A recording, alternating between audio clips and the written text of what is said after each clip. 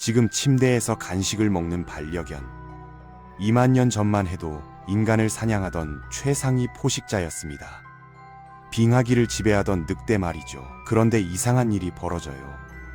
어떤 늑대들은 숲에 남아 야생을 지켰고, 어떤 늑대들은 인간 캠프 모닥불 곁으로 다가갔습니다. 결과는 어땠을까요? 숲에 남은 야생 늑대는 멸종 위기에 몰렸고, 꼬리를 흔들던 유대감이 강한 종들은 10억 마리로 지구를 뒤덮었어요. 송곳니를 버리고 인간을 선택한 늑대들. 그들은 어떻게 우리와 함께 살아남을 수 있었던 걸까요?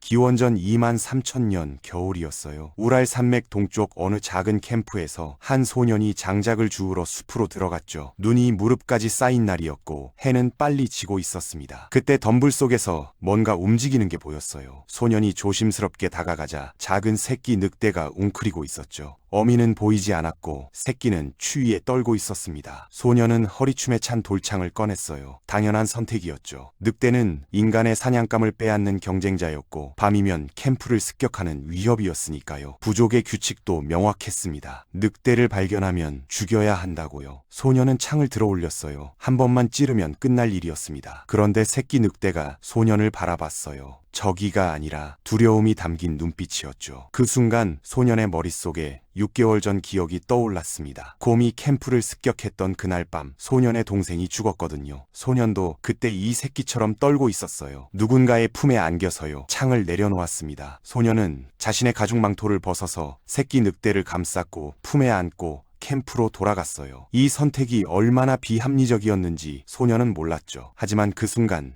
뭔가가 시작된 겁니다. 캠프로 돌아온 소년을 본 사람들은 경악했어요. 부족장이 화를 냈습니다. 늑대는 우리 사냥감을 먹는다고, 저놈이 크면 우리를 물 거라고 소리쳤죠. 소년의 어머니도 걱정스러운 표정으로 말했어요. 위험하다고. 지금 당장 죽여야 한다고요. 하지만 소년은 고집을 부렸습니다. 제 먹이를 나눌 테니까 한 달만 키워보고 싶다고 말했죠. 캠프 사람들이 웅성거리기 시작했을 때 소년의 할아버지가 끼어들었어요. 그는 부족에서 가장 나이가 많고 존경받는 사냥꾼이었거든요. 할아버지가 말했습니다. 한 달만 기회를 주자고, 만약 위험하면 그때 처리하면 된다고요. 소년은 매일 자신의 식량을 새끼 늑대에게 나눠줬어요. 하루 필요한 열량이 2,500kcal인데 그중 500kcal를 늑대에게 준 거죠. 주변 사람들은 미쳤다고 수군거렸습니다. 굶어 죽을 거라고, 늑대한테 물려 죽을 거라고 말했죠. 하지만 신기한 일이 벌어졌어요. 새끼 늑대는 자랐지만 사람을 공격하지 않았습니다. 대신 소년을 따라다녔고 캠프 주변을 맴돌기 시작했죠. 다른 늑대들이 가까이 오면 지저댔고 밤이면 캠프 입구에서 잠을 잤어요. 한 달이 지나자 부족장도 더 이상 죽이라고 하지 않았습니다. 2달째 되던 날 밤이었어요. 늑대가 갑자기 미친 듯이 지저대기 시작했거든요. 캠프 사람들이 깼고 무기를 들고 밖으로 나왔죠. 10분쯤 지났을 때 숲에서 거대한 회색곰이 나타났습니다. 만약 늑대가 경고하지 않았다면 곰은 캠프 안까지 들어왔을 거예요. 사람들은 미리 준비할 시간을 벌었고 곰을 쫓아낼 수 있었죠. 부족장이 소년의 어깨에 손을 얹었습니다. 네가 옳았다고. 이 늑대는 우리 부족의 일원이라고 말했어요. 그날부터 사람들은 새끼 늑대를 다르게 보기 시작했죠. 이건 단순히 한 동물을 살린 이야기가 아니었습니다. 완전히 새로운 관계가 시작된 거였어요. 그런데 여기서 질문이 생기죠. 이게 정말 의미 있는 선택이었을까요? 감정적으로는 아름답지만 생존에 실제로 도움이 됐을까요? 놀랍게도 숫자가 증명합니다. 시베리아 유목민 집단을 연구한 결과가 있어요. 개가 있는 가구와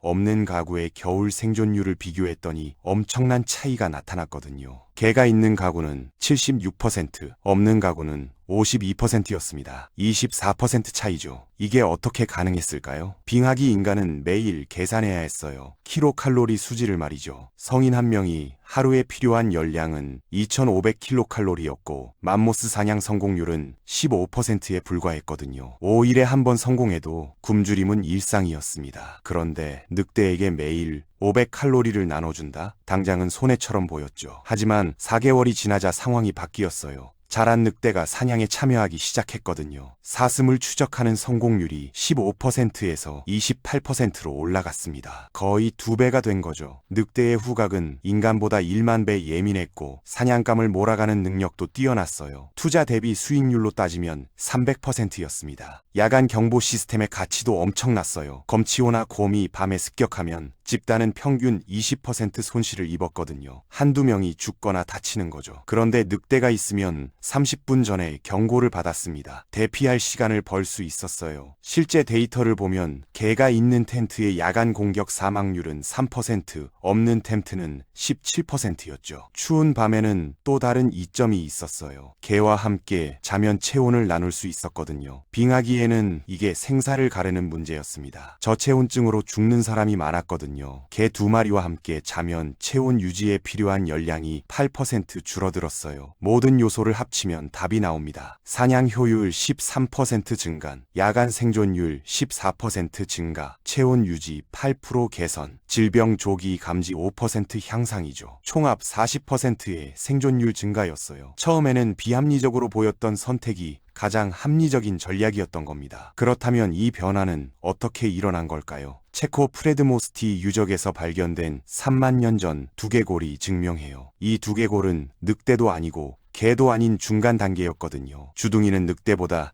12% 짧았고 두개골은 15% 더 둥글었습니다. 이게 뭘 의미하는지 아세요? 온순한 개체들이 선택받았다는 거예요. 인간 캠프에 가까이 오는 늑대 중에서 공격적인 놈들은 창에 찔려 죽었죠. 살아남은 건 도망가거나 꼬리를 흔든 개체들이었어요. 이들이 새끼를 낳았고 그 새끼는 더 온순했습니다. 세대가 거듭될수록 늑대는 개가 되어갔죠. 러시아 과학자가 여우로 실험을 했어요. 1959년부터 60년 동안 가장 온순한 여우만 교배시켰거든요. 결과가 놀라웠습니다. 단 20세대 만에 귀가 늘어지고 꼬리가 말렸으며 털 색깔이 변했어요. 온순함을 선택하자 외모까지 바뀐 겁니다. 프레드모스티 두개골도 같은 과정을 거쳤던 거죠. 3개월이 더 지났을 때 캠프에 또 다른 변화가 생겼어요. 소년이 키운 늑대가 새끼를 낳은 거예요. 4마리였는데 이 새끼들은 어미보다 훨씬 더 사람을 잘 따랐죠. 태어날 때부터 인간 곁에 있었으니까요. 캠프 아이들과 함께 뛰어놀았고 사람 손에서 먹이를 받아먹었습니다. 부족 사람들이 깨달은 게 있었어요. 이 동물들을 키우면 생존에 유리하다는 거죠. 다른 가족들도 새끼를 한 마리씩 데려가기 시작했습니다. 5년 뒤에는 캠프에 10댓마리 넘는 늑대가 있었고 이들은 이미 야생 늑대와 완전히 달랐어요. 사냥할 때 인간을 따라왔고 밤에는 캠프를 지켰으며 추운 밤에는 사람들 곁에서 잤죠. 아이들은 이 동물들과 함께 자라났고 어른들은 이들 없는 삶을 상상할 수 없게 됐습니다. 이건 더 이상 야생 동물이 아니었어요. 가족의 일원이었죠. 가장 놀라운 건 인간도 변했다는 거예요. 2018년 일본 연구팀이 발견한 사실인데 개를 쓰다듬을 때 인간의 뇌에서 옥시토신이 분비된다고 해요. 이건 아이를 안을 때 나오는 사랑 호르몬이거든요. 개를 보는 것만으로도 아기를 보는 것과 같은 뇌 영역이 활성화됐습니다. 더 신기한 건 개도 마찬가지였다는 거예요. 개가 주인을 쳐다볼 때도 옥시토신이 분비됐거든요. 서로가 서로를 사랑하도록 진화한 겁니다. 이건 단순한 이용 관계가 아니었어요. 진짜 유대감이었죠. 소년은 어른이 됐고 늙어갔지만 그가 살린 늑대의 후손들은 계속 남았습니다. 1000년이 지나고 5000년이 지나고 1만 년이 지났어요. 그 사이 빙하기가 끝났고 인간은 농사를 짓기 시작했으며 도시를 만들었죠. 하지만 한 가지는 변하지 않았습니다. 개가 우리 곁에 있다는 거예요. 오늘날 전 세계에는 9억 마리가 넘는 개가 살고 있어요. 치와와부터 세인트 버나드까지 크기와 생김새는 천차만별이지만 전부 그날 소년이 살린 늑대의 후손이죠. DNA를 분석하면 시베리아 회색 늑대와 99.96% 일치합니다. 0.04% 차이가 소파에 누운 반려견을 만든 거예요. 역사를 돌아보면 이런 선택의 순간들이 있었어요. 불을 처음 사용한 날, 씨앗을 심은 날, 바퀴를 발명한 날처럼요. 하지만 늑대 새끼를 살린 그날은 좀 달랐습니다. 이건 기술이나 발명이 아니었거든요. 그냥 연민이었죠. 당연한 선택은 죽이는 거였어요. 늑대는 경쟁자였고 위협이었으니까요. 하지만 한 소년이 창을 내려놓았고 이 선택이 인류의 생존율을 40% 높였습니다. 가장 비합리적으로 보였던 결정이 가장 합리적인 전략이었던 거죠. 오늘 집에 돌아가면 여러분의 반려견을 한번 쳐다보세요. 그 눈빛 속에 23,000년 전 떨고 있던 새끼 늑대가 있고 창을 내려놓은 소년의 선택이 있습니다. 연민이 우리를 살렸어요. 그리고 지금도 살리고 있죠.